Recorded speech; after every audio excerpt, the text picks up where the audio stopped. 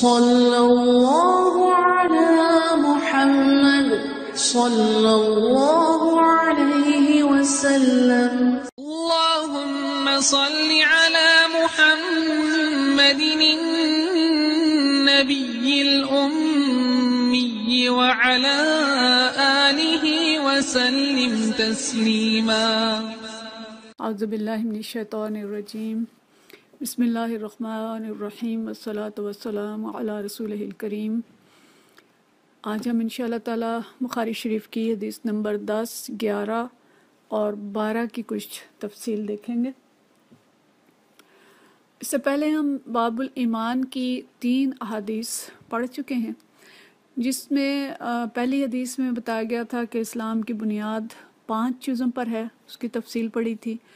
اور دوسری حدیث جو ہم نے پچھلی دفعہ پڑھی اس کے اندر یہ چیز تھی کہ ایمان کی 60 سے کچھ اوپر شاخیں ہیں.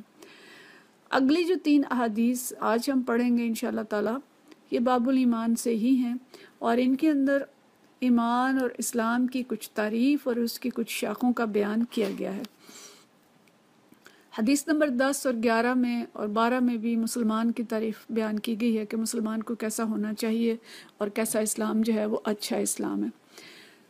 تو حدیث ہم متن پڑھتے ہیں. حدیث نمبر 10 جس میں طویل اس کی جو سند ہے اس کو چھوڑتے ہوئے آخری سند کو ہم پڑھتے ہیں کہ بسم اللہ الرحمن الرحیم. عن عبداللہ بن عمر رضی اللہ تعالی عنہ عن النبی صلی اللہ علیہ وسلم قال مسلم من سلم المسلمون من لسانہ ویدہ والمہاجر من حجر ما نہى اللہ عنہ. عبداللہ بن عمر رضی اللہ تعالیٰ عنہ سے روایت ہے کہ نبی کریم صلی اللہ علیہ وسلم نے فرمایا مسلمان وہ ہے جس کی زبان اور ہاتھ سے دوسرے مسلمان محفوظ ہوں، اور مہاجر وہ ہے جو ان کاموں کو چھوڑ دے جن سے اللہ نے منع کیا ہے. اسی طرح جو حدیث نمبر 11 ہے یہ بھی اسی عنوان پہ ہے، اور اس میں حضرت ابو موسیٰ رضی اللہ تعالیٰ عنہ سے روایت ہے قالوا یا رسول اللہ صلی اللہ علیہ وسلم ای الاسلام افضل قال من سلم المسلمون من لسانہ ویدہ.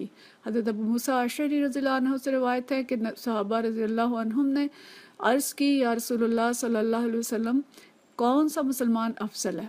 آپ نے فرمایا جس کے ہاتھ اور زبان سے مسلمان محفوظ رہیں. اسی طرح سے ہم اگلی حدیث بھی پڑھ لیتے ہیں. حدیث نمبر 12 جس کے اندر یہ بھی حضرت عبداللہ بن عمر رضی اللہ تعالیٰ عنہ سے روایت ہے. انہوں نے یہ فرمایا کہ ان رجلا سأل نبی صلی اللہ علیہ وسلم ای الاسلام خیر قال تطعم الطعام وتقرأ السلام على من عرفت ومن لم تعرف. کہ ایک شخص نے نبی کریم صلی اللہ علیہ وسلم سے پوچھا کہ اسلام کی کون سی خصلت بہتر ہے؟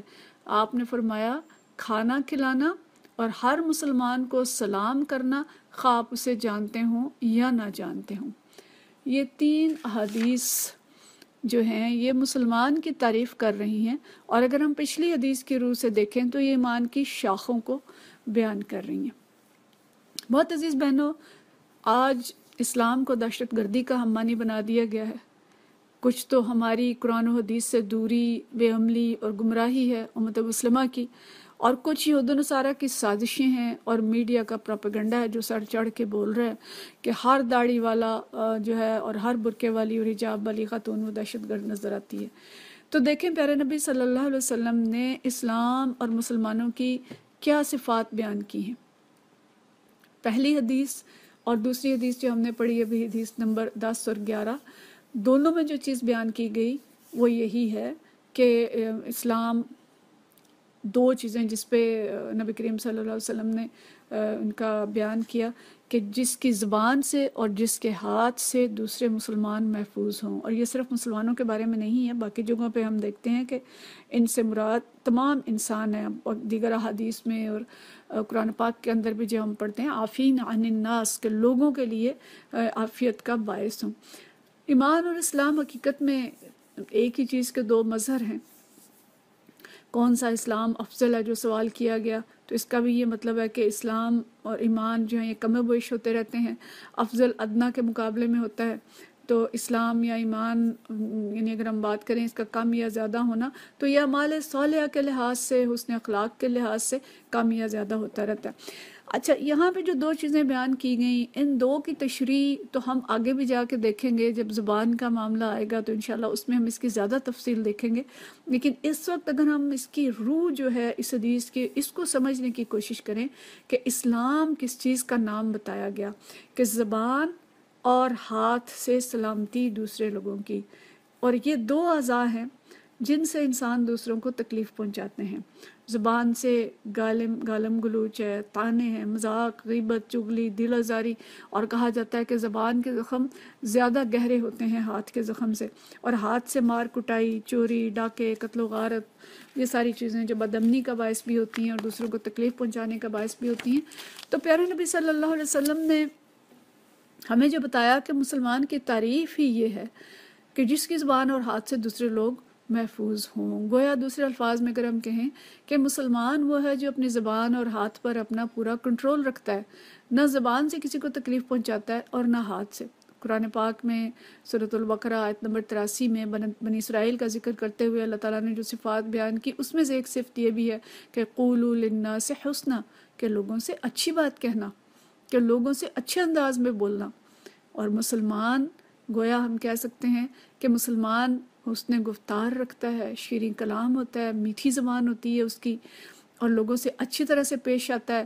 دیکھیں ہم عملی زندگی میں دیکھیں تو آپ کسی ڈاکٹر کے بھی اگر پوچھیں کہ فلاں ڈاکٹر کیسا ہے تو اس کی قابلیت کا ذکر شاید بعد میں آئے گا، لوگ کہیں گے کہ بہت اچھا ہے، بہت اچھی طرح سے ملتا ہے، مریض سے بہت اچھی طرح سے بات کرتا ہے، بہت تسلی دیتا ہے، بہت غور سے ہماری بات سنتا ہے۔ تو قولوا للناس حسنا یہی چیز ہے کہ اچھی طرح سے بولنا، اچھی طرح پیش آنا، اور کہتے ہیں جی آدھی بیماری ٹھیک ہو جاتی ہے جب ایک ڈاکٹر مریض سے اچھی طرح سے بات کرتا ہے۔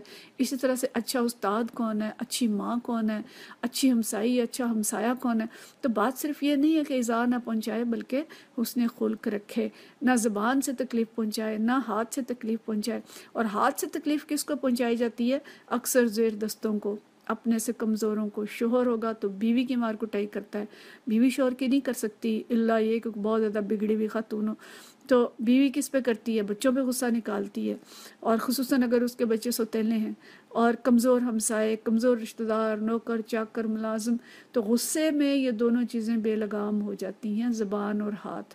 تو مسلمان غصہ پینے والے ہوتے ہیں۔ آل عمران کی آیت نمبر 134 میں اللہ تعالیٰ نے فرمایا وَالْكَاظِمِينَ الْغَيْظَ وَالْعَافِينَ عَنِ النَّاسِ، کہ مسلمان کیسے ہوتے ہیں، یا تقوی والے لوگ کیسے ہوتے ہیں کہ جو غصے کو پی جاتے ہیں اور درگزر کرنے والے ہیں۔ والعافین عن الناس، اور واللہ یحب المحسنین، اللہ نے اس کو احسان قرار دیا کہ اللہ تعالیٰ احسان کرنے والوں سے محبت کرتا ہے۔ تو یہ مومن کی تعریف بھی ہے، اس کے لیے ترغیب بھی ہے، اور ہمیں بتایا یہ جا رہا ہے دراصل اس موضوع کو ہم انشاءاللہ آگے جا کے دیکھیں گے، لیکن اس وقت اگر ہم دیکھیں تو یہ مسلمان کی ڈیفینیشن ہے، مسلمان کی تعریف ہے اور اسلام کی ڈیفینیشن ہے۔ اسلام تو نکلا ہی سین لام میم سلم سے، کہ صلح جوئی، خیر خواہی، مصالحت۔ اسے دہشت گردی کیسے بنا دیا اور کس نے بنا دیا؟ ہمارے اعمال نے، ہماری کمزوریوں نے، ہماری غفلت اور دین سے دوری نے، مفاد پرستی نے، کرپشن اور بددیانتی نے، جو حکومتوں سے اور جو لوگ طاقتور ہیں، جو بااثر ہیں معاشرے میں، ان سے ایسے افعال کرا لیتی ہیں، اور کافروں کی جو کاسلیسی کرتے ہیں، ان کے لگائے ہوئے ہر الزام کو اوڑھ لیتے ہیں، مظلوموں کے حق میں نہیں بولتے اور ظالموں کی ہاں میں ہاں ملاتے ہیں۔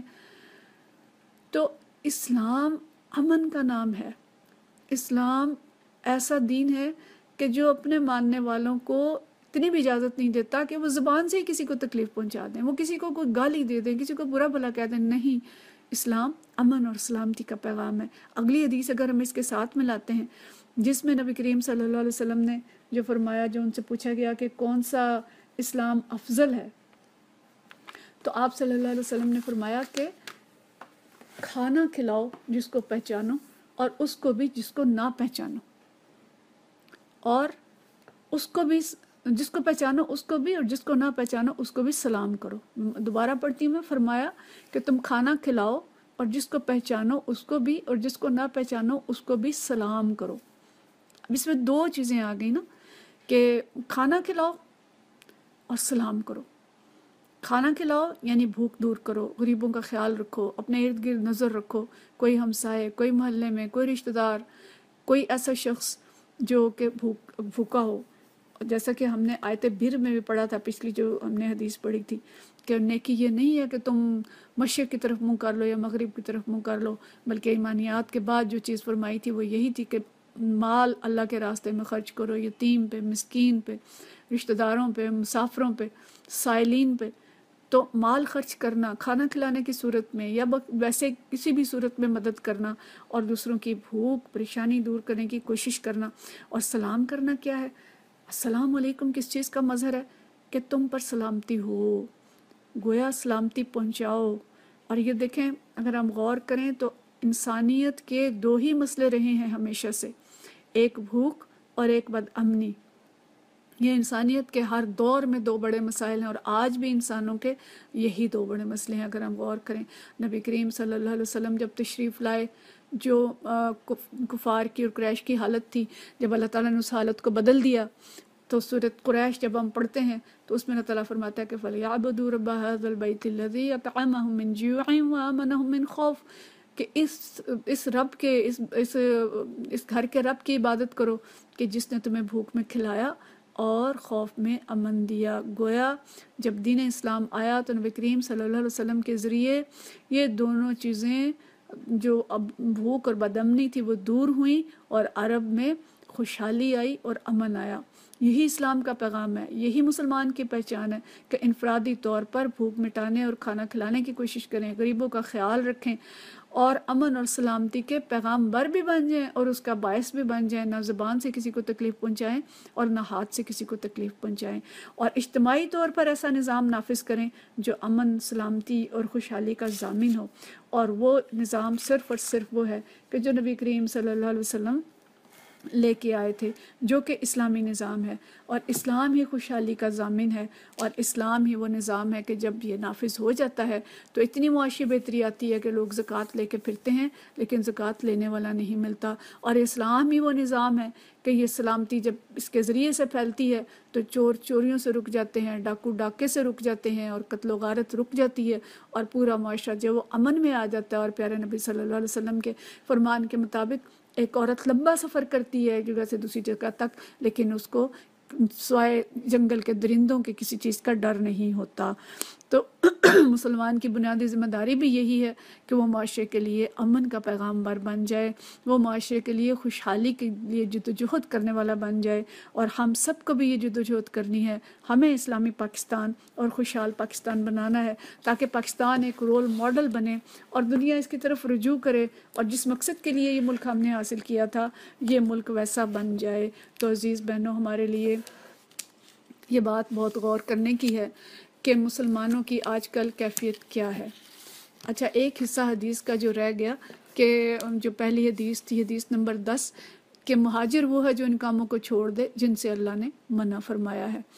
تو اس پہ بھی غور کرنے کی ضرورت ہے کہ فزیکلی تو ہجرت یہ ہے، اور شرعی ہجرت یہ ہے کہ جو دارالحرب سے ایک یعنی جہاں پہ اسلام نہیں ہے وہاں سے کسی ایسے ملک میں آ جائیں جہاں پہ اسلام نافذ ہے۔ لیکن یہاں پہ حدیث جو بیان ہوئی ہے یہ حقیقی ہجرت ہے جو قیامت تک ہر جگہ ہر حال میں رہے گی، کہ بے دینی کو چھوڑ کے دین کی طرف آ جانا اور ان تمام چیزوں کو چھوڑ دینا جن سے اللہ تعالیٰ نے منع فرمایا ہے۔ تو عزیز بہنوں، یہ بہت ہی جامع احادیث ہیں، ان کی تشریح میں کتابوں پہ کتابیں لکھی جا سکتی ہیں، لیکن اس وقت اگر ہم اپنی حالات دیکھیں تو مسلمان اس معیار کے ہمیں کتنے ملیں گے جو حقیقی مسلمان کہلانے کے مستحق ہوں، نہ غیبت کرتے ہوں، نہ بدگوئی کرتے ہوں، نہ گالی گلوچ کرتے ہوں، اور نہ دوسروں کو تکلیف دیتے ہوں، ان سے ان کے ہمسائے بھی امن میں ہوں، ان کے رشتہ دار بھی امن میں ہوں، اور ان کی وجہ سے پوری بستی جو ہے اس کے اندر امن نافذ ہو جائے، اور پوری بستی کے اندر غریبوں کے لیے خدمت ہو اور ان کے لیے رفاع عامہ کے کام کیے جائیں۔ پوری آیت بر جو ہم پچھلی دفعہ پڑھی تھی سب کی سب اس کے اندر آ جاتی ہے کہ رفاع عامہ کا بھی خیال کرتے ہیں، راستوں کا بھی، مسافروں کا بھی، اور اس طرح یقیناً یہ کام سب کے سب جو اپنی اگر ہم کہیں کہ بہترین صورت میں ہو سکتے ہیں وہ تو اسی صورت میں ہو سکتے ہیں جبکہ اختیار ایسے لوگوں کے ہاتھ میں آئے جو کہ یہ سب کچھ کرنے پہ قادر ہوں۔ لیکن جب تک وہ اختیار نہیں ملتا اس وقت تک ایسی اسلامی حکومت کے لیے جدوجہد کرنا، اور اس جدوجہد کے ساتھ ساتھ جو چیز ضروری ہے کہ ہم میں سے ہر کوئی اسلام کا امن کا پیغمبر بن جائے، ہمارے ہاتھوں سے ہماری زبانوں سے کسی کو تکلیف نہ پہنچے، ہم ایسے مسلمان بن جائیں جو رول ماڈل ہوں، اپنے پیارے نبی صلی اللہ علیہ وسلم کی طرح حسن خلق والے، اچھے اخلاق والے، اچھے کردار والے. اور یقین کریں کہ اسلام تبلیغ سے نہیں پھیلا، اسلام کردار سے پھیلا ہے. نبی کریم صلی اللہ علیہ وسلم کو گالیاں دی گئیں، آپ صلی اللہ علیہ وسلم کے راستے میں کانٹے بچھائے گئے، آپ صلی اللہ علیہ وسلم کو کس طرح سے اذیت نہیں دی گئی، لیکن اس کانٹے بچھانے والی خاتون کے گھر اس کی عیادت کے لیے چلے جاتے ہیں. اور وہ عورت جو سامان اٹھا کے بھاگ رہی ہے آپ کے خوف سے، اس کا سامان اٹھا کے جاتے ہیں اور اس کو اس طرح سے تسلی دیتے ہیں کہ وہی ایمان لے آتی ہے. تو اسوہ حسنہ یہ ہے ہمارے سامنے. تو آج ہم کس طرح کے مسلمان ہیں، ہمیں اپنے کردار میں جھانکنا ہے. میں ڈاکٹر ہوں تو کیسی ہوں، میں ٹیچر ہوں تو کیسی ہوں، میں ماں ہوں تو کیسی ہوں، اور جتنے بھی میرے معاشرے کے اندر رول ہیں وہ کس طرح کے ہیں، اور کیا میں رول ماڈل ہوں کہ لوگ مجھے دیکھ کے اور مجھے کاپی کرنے کی کوشش کریں اور میں ایک مثال بن جاؤں کہ ہاں ایک اچھی مسلمان خاتون اس طرح کی ہوتی ہے.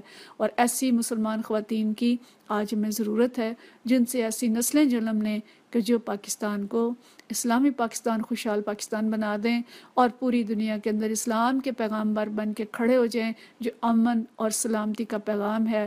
اسلام دہشت گردی نہیں ہے، اسلام کا مطلب ہی سلامتی کے اندر، اسلام کے اندر سلامتی کے معنی شامل ہیں، اطاعت بھی ہے اور سلامتی بھی ہے. اور رب کی اطاعت کے اندر پوری دنیا کی سلامتی ہے، تمام انسانوں کی سلامتی ہے. آئیے ہم اسلام کے پیغامبر بن جائیں، اس سلامتی کے پیغامبر بن جائیں، اور اللہ تعالی ہم سب سے راضی ہو اور ہم دنیا ہمارے ذریعے سے امن کی، عدل کی اور خوشحالی کی بہار دیکھے. وآخر دعوانا ان الحمدللہ رب العالمین.